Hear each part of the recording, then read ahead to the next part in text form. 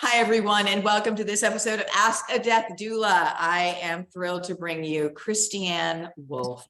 Christianne Wolff is an award-winning, best-selling author of 7 books. That is amazing. She has been a healer and health mentor for over 30 years and runs regular healing retreats and online memberships from her home in Algarve, Portugal. Thank you for being here. The Healing State. This is the book we are going to talk about. This book is so beautiful.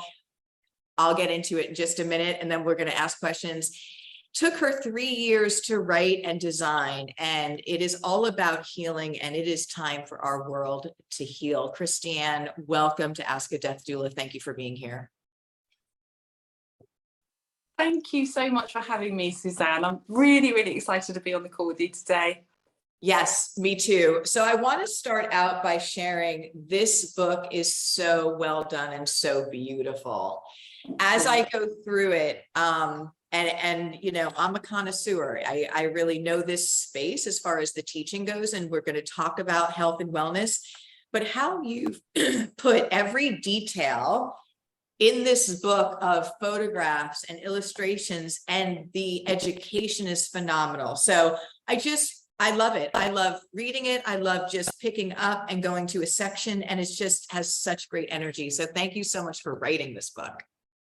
Oh, thank you, Suzanne. That's exactly the response that I wanted people to have. You know, I want to, even if you have no energy to read, which, you know, if you're in that frame of mind where you feel rock bottom and you need picking up, you need your energy picking up, even if you can't commit to even wanting to heal, just flicking through the book. I just want it to make people feel safer and know that they're supported and that there is healing energy, even just flicking through it, because we are healed by color, we are healed by visuals. You know, there is energy within that in itself.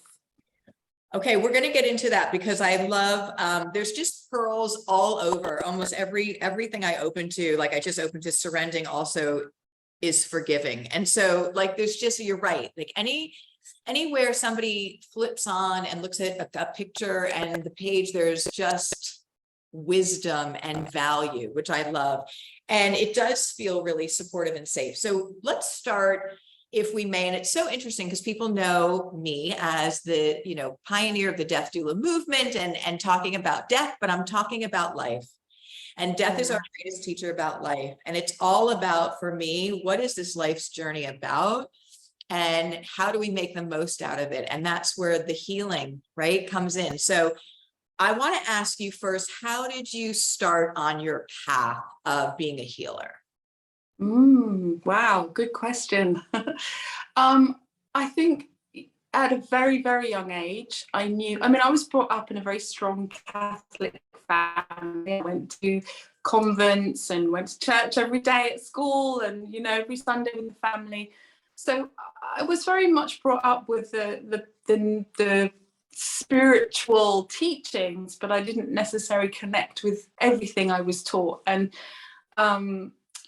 I remember as early as 8 years old, I joined a school and it was a new convent. And I just remember having this spiritual conversation at the bottom of the playground. And, you know, people thought it was a bit odd. I thought I was a bit odd, but I was just drawn to do that, you know, to know that I can ask a question and receive answers.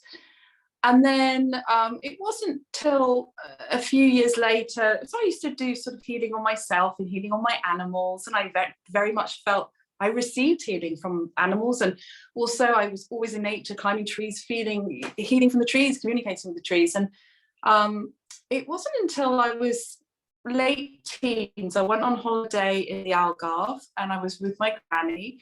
And I talk about this in the book, and it was a really strange day. I picked up this book in her house called The Naked Ape by Desmond Morris, and it's a really amazing book about nothing to do with healing, but it's just a book about how animals in nature behave very differently to captive animals. And it was talking, one of the chapters was about the octopus and how incredibly intelligent the octopus is, and how it can solve intricate mazes and And then my granny said, oh, we're going to go to the beach. And to go to the beach, you had to walk across this very long bridge that we called the Rickety Rackety Bridge.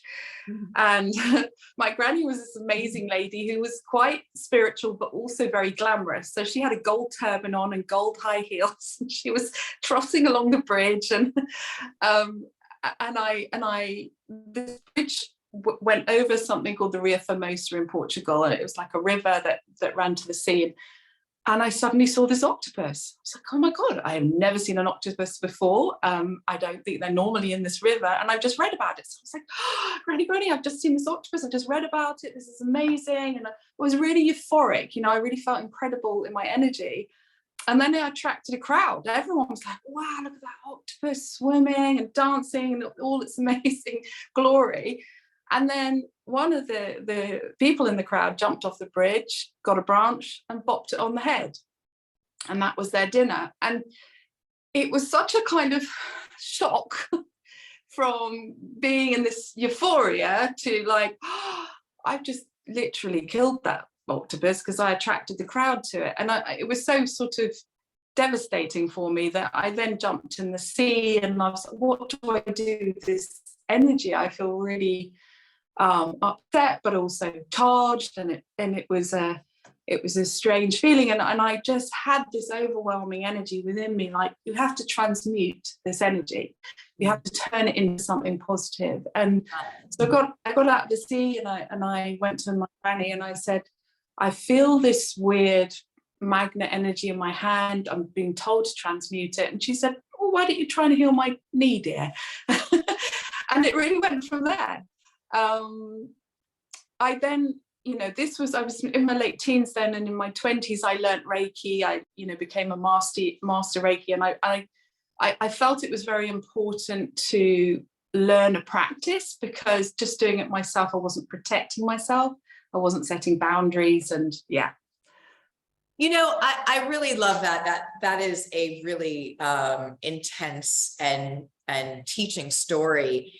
But it's interesting because with the work that I do with those at the end of life, we see so much of the non-physical reality of who we are, right? So we know that non-physical energy, as people's physical bodies are diminishing, their spiritual bodies growing. So this is organically at the end of life. And so they get, at a certain point, their spiritual eyes, their spiritual wisdom, there's things that happen in the room, loved ones who've died already come back to cross them over. It is so validated and happens so often. And now physics is talking about the validation of that. But for the most part in our world, we don't live with that awareness that there's a non-physical part of us, and energy and healing and thoughts and all of that go along with it. And I feel like that story that you told, obviously you started out so beautifully and then did have that painful part of it, but isn't that almost like our world in general, where we go through these beautiful experiences, but also very heavy and painful ones? And I think that is all meant to be as part of our evolution growth of who we are. So thank you for that. You had that innate journey, and then you really got into being a healer and teaching. But I really love that you brought in the holistic mindset, like the 4 bodies of energy. And I would like to talk to you a little bit about food and our spiritual growth, because this really does come up for me. And I think that I relate it to people sometimes when we talk about spiritual fasting, what happens when we detox the body, and how what we put into our body directly affects our mindset, the way things function, which really affects our energy in general. So not just from a healthy physical person, but like the whole spectrum of our being is a huge part of the food that we eat. Can you share a little bit about what you've learned there and like that journey? Because it's so important. I would love to. Yeah, I would absolutely love to. It's not a question I get asked very often. So thank you for asking that, because it's so important. So I'm qualified in nutrition and fitness, and I went on a journey in my business of being an aerobics instructor, a personal trainer, yoga teacher, and so on, lots of different facets of health and wellness. And what I have I mean, I had a lot of health issues as a child, so I had to go on my own healing journey with nutrition and mindset work. But what I've really found with my clients over the years, and what I've learned through many different courses, but also much anecdotal evidence I've consumed from training clients, is that there are certain foods that really help you heal, and there are certain foods that really mess with your nervous system, your digestion, your stress, your sleep. And it's very difficult to heal and have a spiritual heightened state if you are having the wrong side of what the healing foods are. And they are your typical sugar, caffeine, alcohol, drugs, in excess. Everybody is different on the spectrum of how much they can handle, but there is no getting away from it. Sugar, caffeine, and alcohol affect your nervous system, and they speed up your heart rate. They send you into fight, flight, or freeze. So then you have to do extra work to bring yourself back down again. You have to do extra work to ground yourself. You have to, just by consuming sugar, your body needs extra magnesium. It needs extra vitamins because your body actually can't cope with it. So it's having to consume all those nutrients within you. So it's really so important. Now, some people can get away with it more than others. Some people have a much higher constitution than others. Some people don't. I had a lot of problems as a child with my bladder, so I was on a lot of antibiotics. That's affected how sensitive I am to certain foods. But then you've got, on the other spectrum, you've got the most amazing healing foods. You've got cacao, you've got phytonutrients, you've got polyphenols. Your gut microbiome is a whole entity within itself. And so if your gut microbiome is stimulated and is fed the right food, it's going to make you flourish and make you heal. And then that's all done for you. So then you can focus on the more, I can't remember what your original question was, actually. No, I love it. Keep going, because this is so important, Christianne, because I don't think people understand that your gut, they talk about it as the second brain. So your gut health, I'm trying to give people in these podcasts and in teaching these things that they can implement and understand right away to make a huge shift in their life. And if one of the things, and I think that we really want to stay here for a minute, is gut health, because if people understood that your gut health is dependent again on, I kind of think of it as a garden, like the weeding and the nutrients at the same time, like what you put into there to have this ecosystem that's healthy, but it's responsible for your hormone development. People don't understand that it's responsible for absorbing your vitamins and minerals. So if your gut is not healthy, and it also, in Cork, Ireland, there is an institute called the Microbiome Institute that did a study on mice, and they did a study on mice where they literally fed them certain bacteria for their gut, and it influenced the way that they thought, the choices they made. And the same goes for us. And they made some really bad choices, like playing with cats, that the cats really wanted to have them as dinner. But this is the same with us. If we don't feed ourselves and give us, not only for healing, but just for clarity and for direction, we're going on autopilot, and we're usually going in a very bad direction. And I also just want to share about, you mentioned foods that are healthy and supportive, and then foods that aren't. I just want to share in the American diet for a minute, because it's also the Western diet has really infiltrated a lot of places in the world, and not only just sugar and caffeine in those categories, but just the lack of vitamins and nutrients and artificial means of food, but also the carbohydrates, the simple carbohydrates, which break down to sugar. If people aren't aware and doing a proactive way of making sure they're getting what they need, they're surely not getting it. So if you're feeling awful, if you're having anxiety and depression and fatigue, very much so, it could be the basis of your beautiful gut and the lack of health that's there. Yeah. Definitely. Yeah. So, I mean, the interesting thing with caffeine and alcohol, they're okay in their small amounts. The problem is they're all addictive. So it's very difficult to have them in moderation. Now, with my plan, I have a plan called the Body Rescue Plan, and we do 12 weeks kind of abstinence of those, and then we introduce them so that we can introduce them without being addictive, so you can have them without needing them. You have them for pure pleasure rather than, oh my God, I can't wake up without it. I can't go to sleep without it. Right.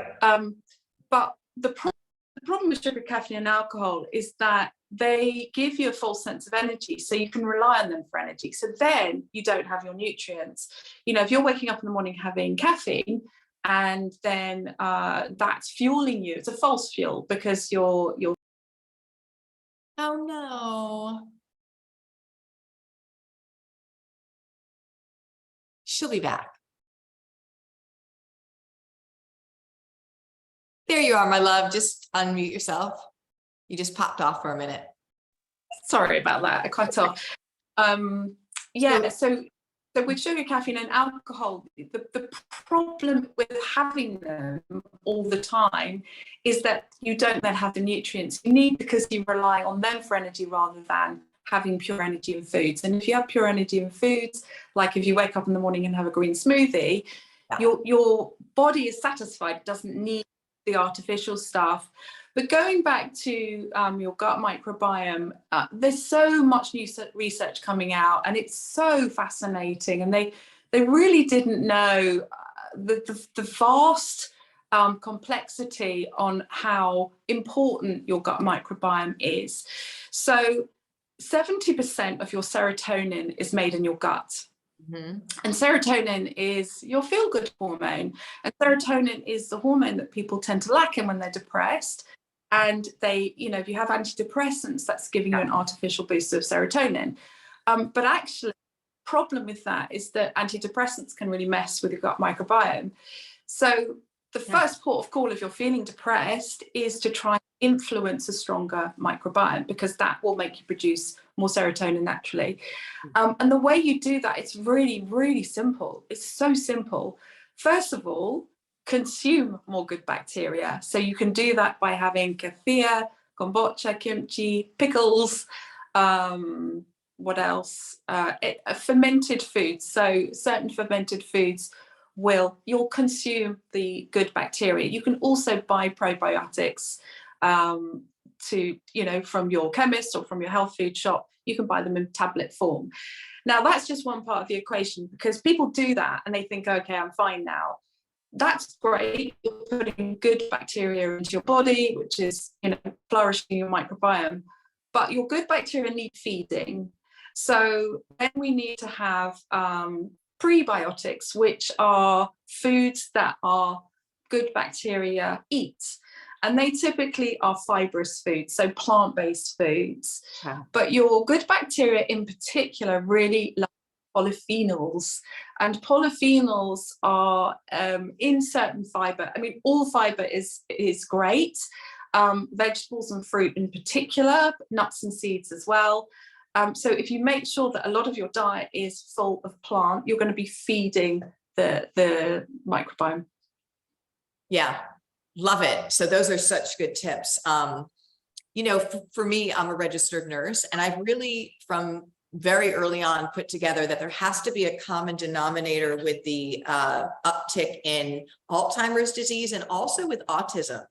So and it's interesting, the beginning of life and the end of life. And I was noticing I was doing a lot of cesarean sections at one point when I was a nurse. And I thought, babies are meant to come out, the vaginal canal, which is their first introduction to being protected with the mother's microbiome. And when we do the C-sections, they're born into a sterile environment, so they have no protection. And the breastfeeding from mothers, which again, these numbers are down dramatically, is another way that the babies build their immunity. And because of those two things, I think we're seeing the uptick in autism. And then on the other side of the spectrum, our beautiful elders who are living very long, right, at this point, don't have what they need, and it's affecting their brain health with Alzheimer's. It's just an interesting thing how the microbiome, again, is so vital to not only health in the spectrums, but to every single day of your life.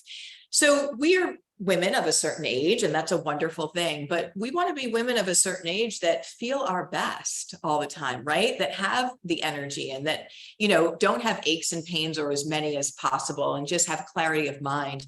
So let's talk about the healed state. I love this book so much. And when I'm going through it, it's interesting because it looks like it's broken down into categories that you have outlined that almost seem to me as the human state, the challenges that we go through as we are evolving, and then we become conscious, and then we really can become healed and almost super conscious, where we're connected in that beautiful unconditional one energy that people talk of, that consciousness. So can you tell me about how you started this idea to write this book, and then what this book is about? Because it's just wonderful. Oh, thank you, Suzanne. Yeah, just quickly, you were talking about Alzheimer's. When I did the research for this book, I came across, it's called the Indian gooseberry, and you can get amla powder. Alzheimer's is now referred to as type 3 diabetes because it's very much affected by your blood sugar level. And amla powder, there's been lots of scientific studies done on it, and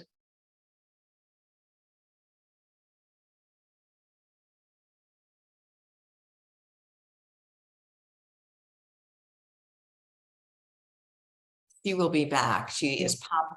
There you are. Okay, continue on. When we have people from around the world, sometimes the internet, depending on where they are. So she will go back. She'll be back. She's talking about how Alzheimer's is thought about now and considered in a category of diabetes type 3. Here she is. We are admitting.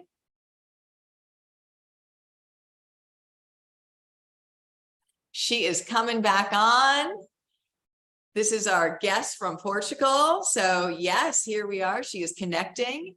And that's what happens when we work with people from all over the world. It's all good. So I was just filling them in again, how we were talking about the type 3 diabetes now being categorized Alzheimer's because it's so prevalent and it's related to sugar. And you were talking about an amazing powder.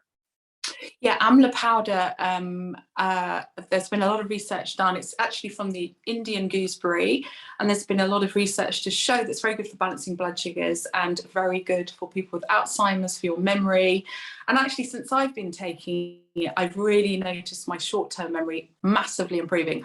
I would always lose my keys on my phone every day, or my purse, just every day, hopeless.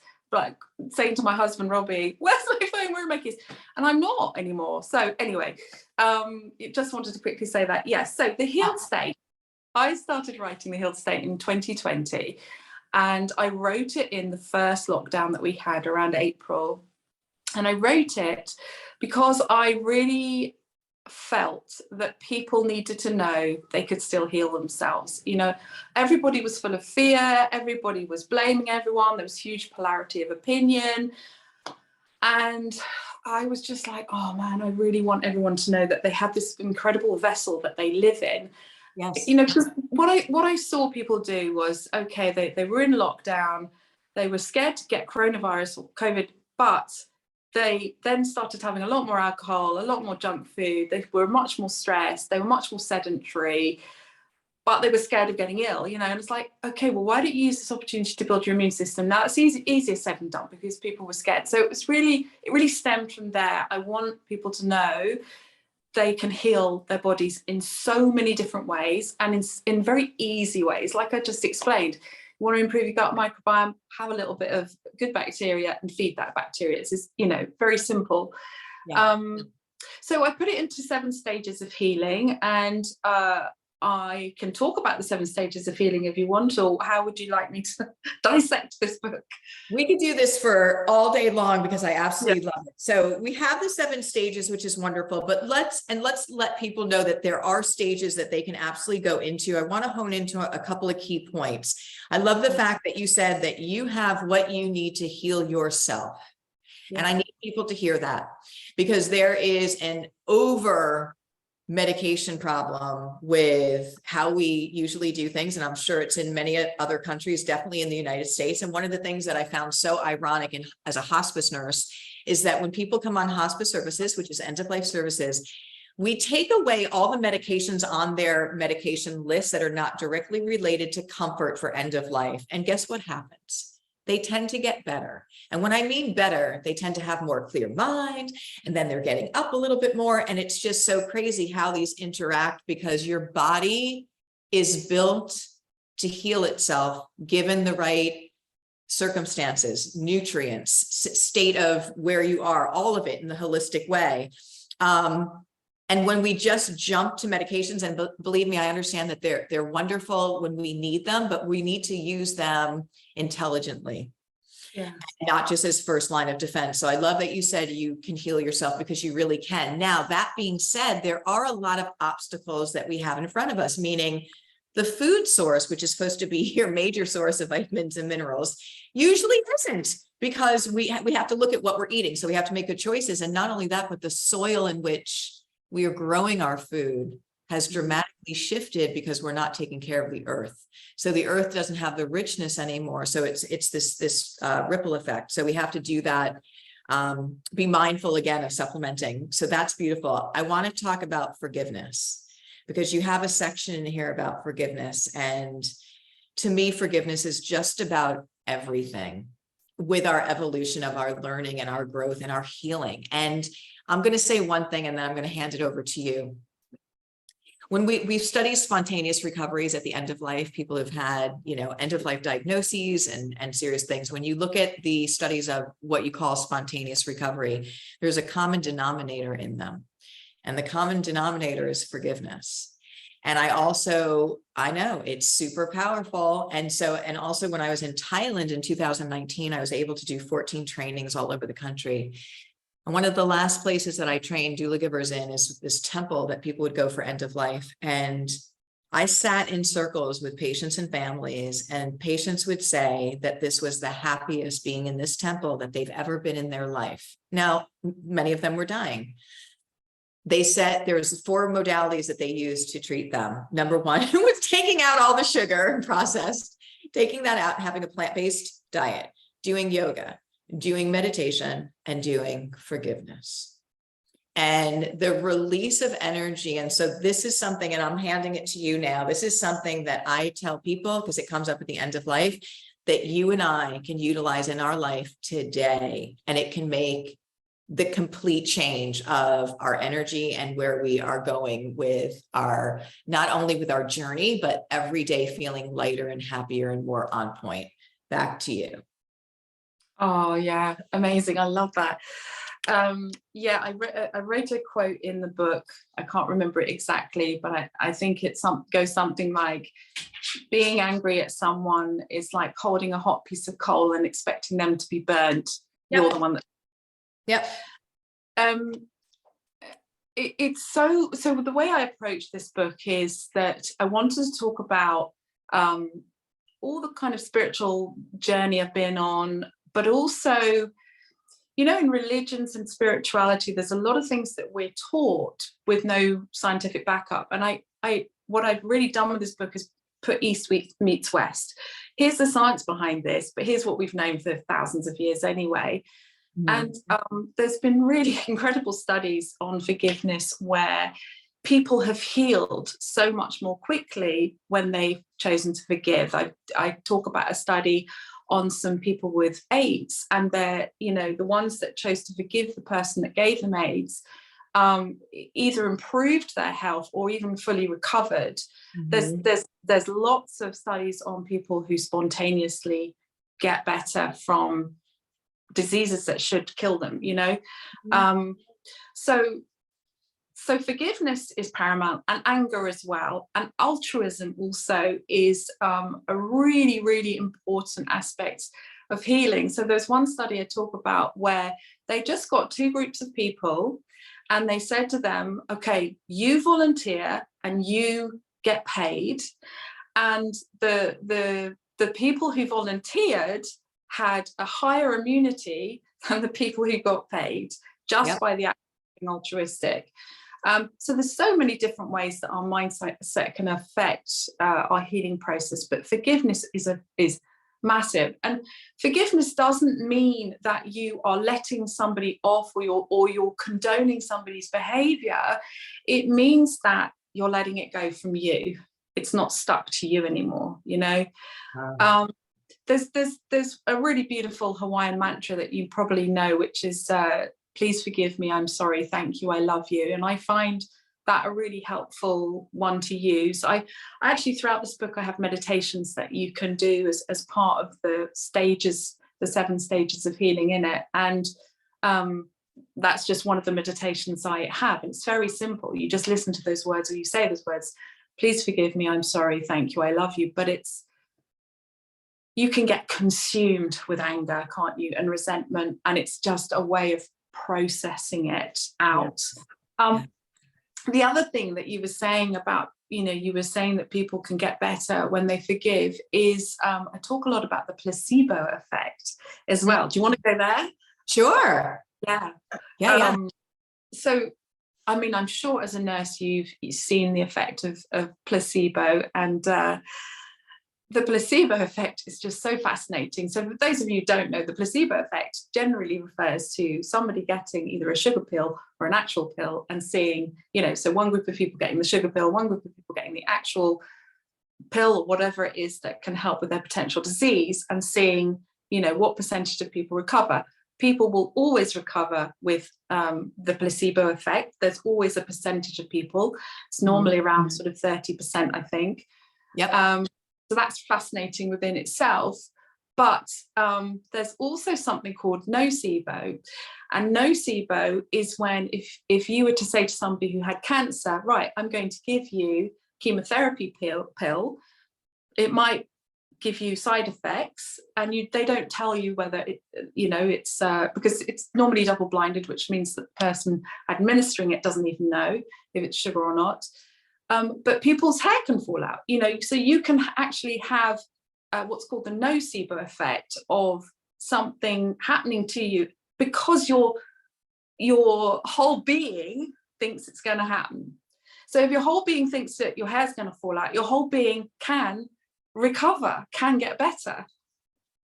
Yes. So I love this so much. So everything that your book entails is really all about energy and all these different parts of us, and also then the healing modalities to that. And I think let's really unpack what you just said about placebo and nocebo and all of that, because your mind and the way we think is the most powerful energy that we have, and it can make us sick, our thoughts, and it can make us well, our thoughts. And one example that I use about that is the post-traumatic stress disorder. So when somebody has a panic attack or something that's happened from a thought that is triggers or something that happened, your body does not know the difference. It goes into all the chemical reactions as if it's happening right now.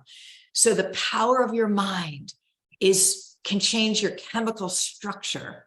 And we can use this reality to heal and to proactively. And I love that when you said, please forgive me, I'm sorry, because this is rewiring, our subconscious and what we're doing to send that message to ourselves, which then frees us to be at an elevated frequency so that we are now getting inspired ideas, connected, joyful, that kind of thing, relating. And isn't that, to me, that's the goal of this human journey, is to almost undo the human part and get back to that pure soul being, and then contribute. And I love that you mentioned that, because being of service without attachment is the best thing we could possibly do. Is just follow what your heart, and it's not to be paid, and it's not for accolades. It's just to be. So Yeah. rich. So rich what you have here.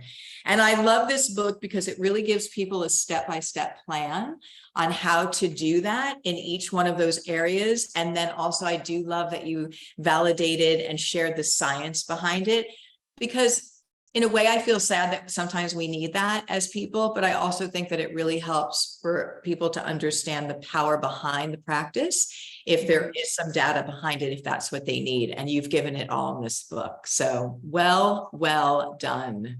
Yeah. Yeah, I think, you know, some people do need that, don't they? They need the validation. And one way I explain placebo as well, because some people can think, oh, how can your mind possibly improve your body, you know? But if you were to think about it in reverse, if I was to say to you, okay, if I was to say to you, I will give you £1 million if you can spontaneously make yourself really unwell, what would you do? And we know what to do. We think bad thoughts, we eat bad foods, Yeah. we don't wash, we consume really negative content, we watch, you know, horrible movies, we surround ourselves with horrible people, we'll be in a polluted environment. We know what to do. We know how to get ourselves really unwell. So if we know how to get ourselves really unwell, we know how to get ourselves well. You know, it's just, yeah. We do. And I love that because, and it's sad that a lot of the things that you said, I'm like, oh, that's available. That's kind of how we live. You know, you just have to turn on the news or go on social media, and there's so much heaviness and anger out there.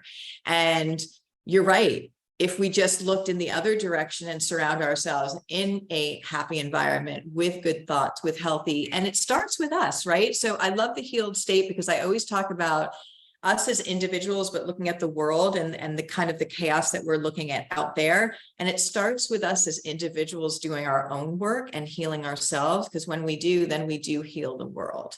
So my beautiful friend, you are doing such a huge part on that. So can you please tell people how they can get in touch with you, get the healed state, and also the other things you offer? Absolutely, yes. Shall I give you a link to offer people? I'll put the, yeah, you can. I'll put it down below. So yes, if you'd like to, we can do that. Yeah. My website's thebodyrescueplan.com, but I will give a special link for the book. Yeah. Okay, great. So we'll have that special link for the book down below. Check out her website, check out this book. It's beautiful. And I know that so many of us are ready to heal. It's time. We're being called to. So thank you for being a leader and helping us do that. Christianne Wolff, thank you for being a guest on Ask a Death Doula. I adore you. I can't wait to see you again. Oh, thank you, Suzanne. It was so lovely. All right, everyone. So again, this was the healed state on Ask a Death Doula. Thank you so much. And we will see you in the next episode. Thanks, everybody. Bye.